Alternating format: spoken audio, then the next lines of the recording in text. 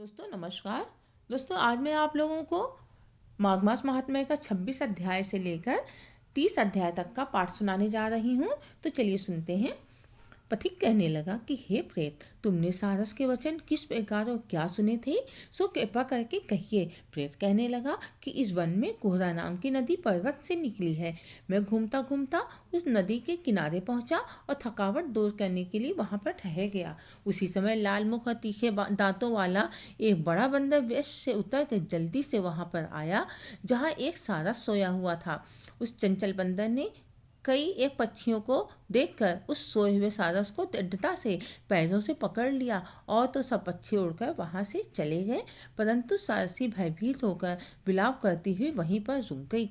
नींद के दूर होने पर तथा भय से नेत्र खोलकर सारस ने बंदर को देखा और मधुर वाणी से कहने लगा, हे बंदर, तुम बिना अपराध मुझको क्यों दुख देते हो? इस संसार में राजा भी केवल अपराधियों को ही दंड देता है। तुम्हारे जैसे श्रेष्ठ प्राणी किसी को पीड़ा नहीं देते। हम अहिंसक और दूसरे के कर्मों को नहीं देखते। जल की काई खाने वाले, आकाश में उड़ने वाले, वन में रहने वाले, अपनी स्त्री से प्रेम करने वाले, दूसरों की स्त्री को त्यागने वाले, दूसरों की बुराई से दूर रहने वाले, चोरी न करने वाले, बुरों की संगति से वर्जित, किसी को कष्ट न देने वाले हैं। सो इस प्रकार मुझ अपराधी को हे बंदर छोड़ दो। मैं तुम्हारे पहले जन्म के वृतांत को जानता हूँ। यह वचन सुनकर वह बंदर उसको छोड़कर दूर बैठ गया और कहने लगा कि तुम मेरे पूर्व जन्म के वृतांत को कैसे जानते हो? तुम अज्ञानी पक्षी हो और मैं वन में घूमने वाला हूँ। सारस कहने लगा कि मैं अपनी जाति की स्मृति के बल से तुम्हारे पूर्व जन्म का सब वृतांत जानता हूँ। तुम पूर्व जन्म में विंध्य पर्वत के राजा थे और मैं तुम्हारे कुल का पूज्य पुरोहित था। तुम राजा होकर अपनी प्रजा को पीड़ा दिया करते थे। विवेकहीन होकर तुमने बहुत सा धन इकट्ठा किया। सो वानर, प्रजा की पीड़न रूपी अग्नि की ज्वाला से तुम पहले ही तप चुके हो। पहले तुम कुंभी पाक नरक में गिराए गए। तुम्हारे शरीर को नरक में 3000 वर्ष बीत गए। फिर नरक से निकलकर बचे हुए पापों के कारण इस बंदर की योनि में आए और मुझको मारना चाहते हो। पूर्वजन्म में तुमने ब्राह्मण के बाग से लूटकर बलपूर्वक फल खाए थे। उसका यह भयंकर फल हुआ कि तुम वानर और वनवासी हुए। प्राणी अवश्य अपने केवल कर्मों को भोगता है, इसको देवता भी नहीं हटा सकते। इस प्रकार मैं सारस का जन्म लेकर भी अज्ञान से मोहित नहीं हुआ। इतनी कथा कहकर सुनकर वानर कहने लगा कि यदि ठीक ही जानते हो तो बताओ तुम पक्षी कैसे हुए? सारस कहने लगा कि मेरी दुर्गति का कारण भी सुनो। तुमने नर्मदा नदी के किनारे पर सूर्य ग्रहण के समय बहुत से प्राणी ब्राह्मणों के निमित्त 100 ढेर अन्न के दान किए थे। मैंने पुरोहिताई के मद से थोड़ा सा अन्न ब्राह्मणों को दिया और बाकी सब मैं अपने साथ ले गया। इन ब्राह्मणों के द्रव्य का अपहरण करके मैं पाप करने के पाप से मैं पहले कालसूत्र नरक में और फिर रक्त कदूम नरक में, जहाँ पर बड़े बड़े कीड़े थे और रक्त तथा पीप से भरा हुआ नाभि तक नीचे सिर और ऊपर पैर के हुए पीप चाटता हुआ उस दुर्गंध वाले नरक में कीड़ों आदि से काटा जाकर 3000 वर्ष तक उस यातना को भोगता रहा। मैं नरक के दुख का वर्णन नहीं कर सकता। फिर नरक की यातना से मुक्त होकर यह सारस का जन्म पाया, क्योंकि पूर्व जन्म में अपनी बहन के घर से कांसे का बर्तन चुराया था। इसको मैंने एक जुआरी को दिया, इसी से मैं सारस योनि में आया। यह मेरी स्त्री पिछले जन्म में ब्राह्मणी थी। इसने भी कांसे की चोरी में मेरा साथ दिया था और इसी तरह से यह स्त्री और सारसी हुई। यह सब मैंने तुमसे कर्म फल कहा। अब भविष्य की बात भी सुनो। अब मैं, तुम और यह मेरी स्त्री भी हंस होंगे और कामरूप देश में सुख से निवास करेंगे। फिर इसके पश्चात गौर योनि में और फिर जाकर दुर्लभ मनुष्य योनि को प्राप्त होंगे। इसमें मनुष्य पाप और पुण्य दोनों ही कर सकता है। इस प्रकार शिव की माया से यह सारा जगत मोह को प्राप्त होता है। न केवल हम ही परंतु संसार के सभी जीव प्रवृत्ति मार्ग में फंसकर अच्छे और बुरे कर्म करते और उनका फल भोगते हैं। इसलिए सब प्राणियों को धर्म का सेवन करना चाहिए। देवता, असुर, मनुष्य, व्याध, कीड़े मकोड़े सभी से कंटक रूपी मार्ग नहीं छूटता। केवल वेदांत जानने वाले योगी ही इस मार्ग से बच सकते हैं। इसी कारण बड़े बड़े महात्मा भी कर्म फल को टाल नहीं सकते। उपाय से तथा बुद्धि से कोई भी इसको बदल नहीं सकता है। तुम पहले राजा थे, फिर नरक में गए, अब बंदर की योनि में वन में फिरते हो, फिर भी ऐसा ही जन्म पाओगे। ऐसा विचार कर आनंद पूर्वक और धैर्य धैर्य कर विचरते हुए काल की प्रतीक्षा करो। तब वानर ने कहा कि पहले जन्म में मैं तुम्हारी पूजा करता था, अब तुम मुझको प्रणाम करते हो। तुम जाति के स्मरण से मेरे पूर्व जन्म के वृतांत को जानते हो, सो आनंद पूर्वक रहो, तुम्हारा कल्याण हो। तुम्हारे वचनों को सुनकर मैं मोह रहित होकर वन में विचरूंगा। प्रेत कहने लगा कि हे पथिक, मैंने नदी के तट पर बंदर और सारस का यह संवाद सुना, तब मुझको बोध हुआ और मोह तथा शोक का नाश हुआ। तो दोस्तों, ये था 26वां अध्याय।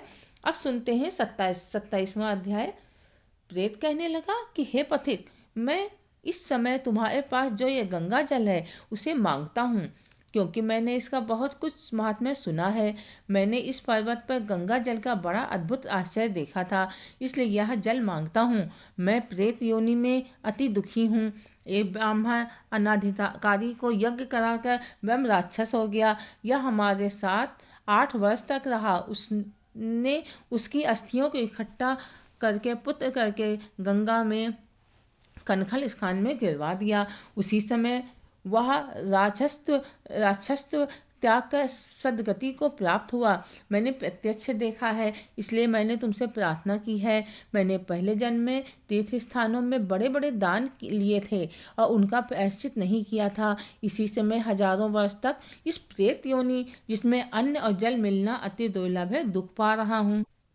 इस योनि में मुझको हजारों वर्ष बीत गए। इस समय आप जल देकर मेरे प्राणों को, जो कंठ तक आ गए हैं, बचाओ। कुष्ठ आदि रोग से भी मनुष्य प्राणों को त्याग करने की इच्छा नहीं रखता। देवधूति कहने लगे कि ऐसे उस प्रेत के वचन सुनकर वह ब्राह्मण बड़ा विस्मित हुआ और वह अपने मन में विचारने लगा कि संसार में पाप और पुण्य के फल अवश्य आ पड़ते हैं। देव दानव मनुष्य कीड़े मकोड़े भी रोगों से पीड़ित होते हैं। बाल तथा वृद्धों को मरण, अंधा तथा कुबड़ापन, ऐश्वर्य, दरिद्रता, पांडित्य तथा मूर्खता सब कर्मों से ही होता है। इस कर्म भूमि में जिन्होंने न्याय से धन इकट्ठा किया वह धन्य है। यह सुनकर प्रेत गदगद वाणी से बोला, हे पथिक, मैं जानता हूँ कि आप सर्वज्ञ हैं। आप मुझको जीवन का आधार जल इस प्रकार दो जैसे मेघ चातक को देता है। तब पथिक कहने लगा कि हे प्रेत, मेरे माता पिता भेगु क्षेत्र में बैठे हैं, मैं उन्हीं के लिए जल लाया हूँ। अब बीच में तुमने गंगा के संगम का जल मांग लिया। अब मैं इसी धर्म संदेह में पड़ गया कि क्या कांड वस्तु में यज्ञों को इतना नहीं मानता जितना प्राण रक्षा को मानता हूँ। इसलिए प्रेत को जल देकर तृप्त करके माता पिता के लिए फिर जल लाऊंगा। लोमस जी कहने लगे कि इस प्रकार उस पथिक ने गंगा यमुना के संगम का जल उस प्रेत को दिया। उस प्रेत ने प्रीतिपूर्वक जल को पिया। अब उसी समय वह प्रेत शरीर को छोड़कर दिव्य देहधारी हो गया। केरल कहने लगा कि बिंदु मात्र गंगा जल से वह प्रेत मुक्त हो गया। हम समझते हैं कि ब्रह्मा जी भी इस जल के गुण का वर्णन नहीं कर सकते, नहीं तो महादेव जी इस जल को मस्तक पर क्यों धारण करते। इस संसार में जो मनुष्य काया, वाचा और मनसा के पापों से रंग गए हैं, वह गंगा जल के बिना नहीं धुलते। गंगा जल के सेवन से मुक्ति सदा सन्मुख पड़ी रहती है। जिसके जल को स्पर्श करते ही प्रेतत्व को छोड़कर मुक्ति को प्राप्त होते हैं। जो गंगा स्नान करता वह वैष्णव पद को प्राप्त होता है। यदि संबंधी लोग गंगा जल से तर्पण करें तो नरक में रहने वाले पितर लोग स्वर्ग में चले जाते हैं और स्वर्ग में रहते हुए ब्रह्मत्व को प्राप्त होते हैं। गंगा जल के समान और कोई मुक्ति का साधन नहीं है। वह प्रेत वहां से चला गया और 1 मास में जब माघ मास आया तो उसने सुने हुए प्रयाग महात्म्य के अनुसार गंगा यमुना के संगम पर स्नान करके पिशाच शरीर को धारण कर भक्तिपूर्वक नारायण की स्तुति करता हुआ वह देवण देश का राजा गंधर्वों से सेवित उत्तम विमान पर बैठकर इंद्रपुरी को गया। सो हे द्विज, यह इतिहास पापों का जल्दी ही नाश करता है। इसमें धर्म का ज्ञान होता है, वह पुण्य यश तथा कीर्ति को बढ़ाने वाला है, ज्ञान तथा मोक्ष को देने वाला है। तुम भी सदगति पाने के लिए प्रयाग चलो। वहाँ पर हम ऐसा स्नान करें जो देवताओं तो दुर्लभ होता है। वहाँ पर साप से पैदा हुआ पिशाचपन सब नाश को प्राप्त हो जाएगा। इस प्रकार लोमस जी के मुख से अमृत में मधुर कथा को सुनकर मानो अमृत पीकर सब प्रसन्न हुए और पाप रूपी समुद्र से पार हुए। उन्हीं के साथ सब लोगों ने दक्षिण दिशा को प्रस्थान किया। तो दोस्तों ये था 27वां अध्याय। अब सुनते हैं 28वां अध्याय। वशिष्ठ जी कहने लगे कि हे राजा दिलीप बहुत से जन समूह सहित अछोद सरोवर में स्नान करके सुखपूर्वक मोक्ष को प्राप्त हो गए। तब लोमस जी कहने लगे, संसार रूपी इस तीर्थ राजा को सब श्रद्धा पूर्वक देखो। यहाँ पर 33 करोड़ देवता आकर आनंद पूर्वक रहते हैं। यह अक्षय वट है जिनकी जड़ें पाताल तक गई हैं और मार्कंड ऋषि प्रलय के समय भगवान इसी अक्षय वट को आश्रय लेते हैं। यही शिव जी के प्रिय भगवती भागीरथी हैं जिसकी सिद्ध लोग सेवा करते हैं। यह गंगा स्वर्ग के हेतु पताका है। इसका जल पीकर मनुष्य मुक्त हो जाते हैं। हे मुनि, सभी प्राणी इस नदी को यमुना से मिली हुई पाते हैं। इसका संगम बड़े पुण्य से प्राप्त होता है। इसके स्नान से जन्म मृत्यु रूपी दावानल से कोई नहीं तपता, परंतु ज्ञान प्राप्त करके मुक्त हो जाता है। यहाँ पर स्नान करने से सभी प्राणी बिना ज्ञान के भी मुक्त हो जाते हैं। इसलिए ब्रह्मा जी ने यहाँ यज्ञ करने की इच्छा की थी। इसी संगम में भगवान विष्णु ने स्त्री प्राप्ति की इच्छा से स्नान करके लक्ष्मी जी को प्राप्त किया। यहाँ पर त्रिशूलधारी शिव जी ने पर दैत्य को मारा था और प्राचीन काल में उर्वशी स्वर्ग से गिरी थी तथा स्वर्ग पाने की इच्छा से यहाँ पर ही उसके स्नान करने से नहुस कुल के राजा ययाति ने वंशधर पुत्र प्राप्त किया। यहाँ पर इंद्र ने प्राचीन काल में धन की इच्छा से स्नान किया था और माया से कुबेर के सब धन को प्राप्त किया था। प्राचीन काल में नारायण तथा नर ने हजारों वर्ष तक प्रयाग में निराहार रहकर उत्तम धर्म किया था। यहाँ से जयगाश्व सन्यासी ने महादेव जी जैसी शक्ति वाले से विजय पाई थी तथा अरिमा आदि योग के अति दुर्लभ ऐश्वर्य प्राप्त किए थे। इसी क्षेत्र में तपस्या करके श्री भरद्वाज सब ऋषियों में सम्मिलित हुए। जिन्होंने भी यहाँ स्नान किया सबको स्वर्ग की प्राप्ति हुई। इसीलिए हमारे विचार से तुम त्रिवेणी में स्नान करो। इस स्नान से पहले किए हुए तुम्हारे सब पाप नष्ट हो जाएंगे और संपूर्ण वैभवों को प्राप्त हो जाओगे। ऋषि के इस प्रकार के सत्य वचन सुनकर सभी त्रिवेणी में स्नान करने लग गए और उसी स्नान करने से सबकी पिशाचता नष्ट हो गई। श्राप से विमुक्त होकर उन्होंने अपना शरीर धारण कर लिया। वेद निधि ने अपनी संतान को देखकर प्रसन्नचित्त होकर लोमस जी को संतुष्ट किया और कहा कि आपके अनुग्रह से ही श्राप से विमुक्त हुए। अब आप इन बालकों के योग धर्म को कहिए। लोमस जी ने कहा कि इस युवा कुमार ने वेदों का अध्ययन समाप्त कर लिया है, इसलिए इन कन्याओं के प्रीतिपूर्वक कर कमलों को ग्रहण करें। तब लोमस जी तथा अपने पिताजी की आज्ञा से इस ब्रह्मचारी ने 5 कन्याओं से विवाह किया। इन कन्याओं के सब मनोरथ पूर्ण किए। जिसके घर में लिखा हुआ महात्म्य पूजा जाता है वह नारायण ही पूजे जाते हैं। पुष्कर तीर्थ में, प्रयाग में, गंगा सागर में, देवालय में, कुरुक्षेत्र में तथा विशेष करके काशी में इसका पाठ अवश्य करना चाहिए। पुष्कर तीर्थ में ग्रहण के अवसर पर इसके पाठ का दुगना फल मिलता है और मरने पर वैष्णव को प्राप्त होता है। तो दोस्तों ये था 28वां अध्याय। अब चलते हैं सुनते 29वां अध्याय। लोमस ऋषि बोले, हे ब्राह्मण, मैंने पुनीत फल वाले इतिहास आपके सामने वर्णन किए हैं। अब तेरे पुत्र और गंधर्व कन्याओं को उचित है कि पिशाच योनि से मुक्त होने के लिए मेरे साथ प्रयाग जाए। वहाँ देवताओं को भी दुर्लभ माघ स्नान होगा। वहाँ स्नान करने पर ये सब इस पिशाच योनि से मुक्त होंगे। ऋषि के इन वचनों द्वारा अपनी मनोकामना पूर्ण होते देख वे पिशाचनियाँ और पिशाच सहर्ष उनके साथ प्रयाग के त्रिवेणी में स्नान करने हेतु जाने को तैयार हो गए। ऋषि उन सबको लेकर आकाश मार्ग द्वारा प्रयाग की ओर चले। वशिष्ठ बोले, हे दिलीप, अब तुम गंगा और यमुना के महात्म्य को सुनो। आकाश मार्ग से जाते हुए लोमस ऋषि ने सबको संबंधित करते हुए कहा, तीर्थराज प्रयाग को प्रणाम करो।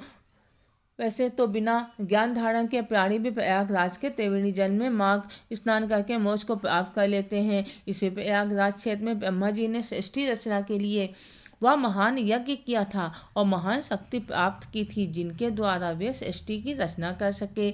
स्वयं भगवान विष्णु ने भार्या की मनोकामना करके इस गंगा जमुना संगम के जल में स्नान किया था। तभी अमृत मंथन के समय उनको लक्ष्मी भार्या प्राप्त हुई थी। शिव ने इसी त्रिवेणी के सेवन द्वारा त्रिपुर दैत्य का वध करने की शक्ति प्राप्त की थी। इसी स्थान पर 33 कोटि देवताओं की तृप्ति हुई थी। यही योग स्वरूप जनार्दन भगवान का सुख है, जहाँ प्रलय के समय मार्कंड ऋषि ने हरण ग्रहण की थी। समस्त पापों को हरण करने वाला यह जमुना जी ही है। यहाँ स्नान करने वाले निष्पाप होते हैं, सभी को मुक्ति प्राप्त होती है। इस विषय में एक इतिहास को सुनो। किसी समय ऋषि ने एक गंधर्व को श्राप दिया और वह काक हो गया। उस गंधर्व ने काक होते ही तुरंत इस त्रिवेणी के जल में स्नान कर डाला। उसके प्रभाव से वह शाप मुक्त हो गया। इसी प्रकार जब इंद्र द्वारा शाप प्राप्त कर उर्वशी इंद्रलोक से गिरी, उसने भी स्नान कर अपने को तुरंत शाप मुक्त कर लिया था। नहुस के पुत्र ययाति ने इस त्रिवेणी स्नान के द्वारा पुत्र प्राप्त किया था। इन्होंने धन एवं पुत्र की कामना से त्रिवेणी स्नान किया। कश्यप जी ने यहाँ तप किया। भारद्वाज ने यही सिद्धियां प्राप्त की। सनकादिक ऋषि यहाँ के सेवन द्वारा महान योगी बने। जो माघ स्नान इस स्थान पर करते हैं, वे कीर्तिमान नक्षत्र बनकर आकाश में सदैव ज्योतिमान रहते हैं। जो जैसी कामना से यह स्नान करता है, वैसा ही फल प्राप्त होता है। अतः सब अपने पापों से मुक्ति की कामना करके स्नान करो। उन्होंने पापों से मुक्त होने के लिए त्रिवेणी में स्नान किया। स्नान करते ही वे उस पिशाच योनि से मुक्त हो गए और अपने दिव्य देह को प्राप्त हुए। तब देव निधि ने लोमस से कहा, हे मुने, आपकी कृपा से यह सब शाप से मुक्त हुए हैं, अब आप उपदेश दें। लोमस जी बोले, तुम्हारा पुत्र विद्या अध्ययन समाप्त कर चुका है, युवा है और यह कन्याएं भी इस पर मोहित हैं, अतः इनका विवाह हो जाना चाहिए। ऋषि के वचन मानकर उस ब्राह्मण पुत्र ने उन कन्याओं का वरण कर लिया। उन सब ने लोमेश जी को प्रणाम किया और ऋषि उन्हें आशीर्वाद देकर आश्रम चले गए। हे राजन, इस प्रकार वह ब्रह्मचारी उन 5 गंधर्व कन्याओं को साथ में लेकर पिता के साथ घर चला गया। जो प्राणी इस पवित्र माघ मास महात्म्य को पढ़ता और सुनता है, उसकी समस्त पापों से मुक्ति होती है, उसको मनोवांछित फल प्राप्त होते हैं और वह बैकुंठ को जाता है। इस इतिहास को सुनाने वाले द्विज का पूजन करके यथाशक्ति दक्षिणा देकर संतुष्ट करना चाहिए। ऐसा प्राणी सुखी रहता है। हर प्राणी को चाहिए कि वह अपने जीवन काल में कम से कम एक बार तीर्थराज प्रयाग में जाकर त्रिवेणी का स्नान मकर संक्रांति के दिन माघ मास में अवश्य करे, ताकि उसको भूतकाल में हुए पापों से छुटकारा मिल सके और भविष्य उज्जवल हो सके। स्नान के पश्चात यथाशक्ति सोना, चांदी, रुपया, अन्न, गुड़, तिल आदि का दान अवश्य करें, तभी स्नान दान का पुण्य फल मिलता है। तो दोस्तों, ये था 29वां अध्याय। अब चलिए सुनते हैं 30वां अध्याय। माघ मास में पूर्णिमा को प्रातःकाल गंगा, यमुना, सरस्वती के संगम में अथवा किसी भी नदी में स्नान करके एवं पवित्र होकर उसी क्षेत्र में एक मंडप बनाकर उसमें भगवान विष्णु की स्थापना करें।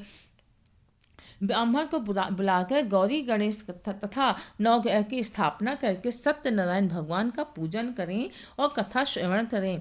तत्पश्चात एक वेदी बनाकर वेदी के पश्चिम भाग में बैठकर तिल, चावल, जौ, गुगुल, घी का हवन करें। तदुपरांत ब्राह्मणों का वरण करें। बाद में सर्वतोभद्र चक्र बनाकर ब्रह्मादि देवताओं का पूजन करके वहाँ कलश के ऊपर स्वर्ण की लक्ष्मी, विष्णु की मूर्ति स्थापित करें।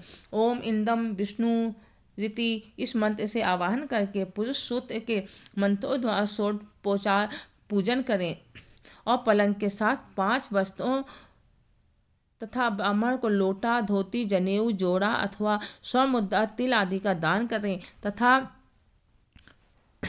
तथा गोदान करके विसर्जन करें। इसके पश्चात गीत कीर्तन वादादि मंगल गान उत्सव मनावें तथा यथाशक्ति ब्राह्मण को भोजन करावें तथा यथाशक्ति उनको दक्षिणा भी दें। जो मनुष्य माघ में इस महात्म्य को पढ़ता और सुनता है तथा उपरोक्त रीति से उद्यापन करता है तो इस व्रत के उद्यापन से कुल के 7 जन्मों के किए गए संपूर्ण पाप नष्ट हो जाते हैं।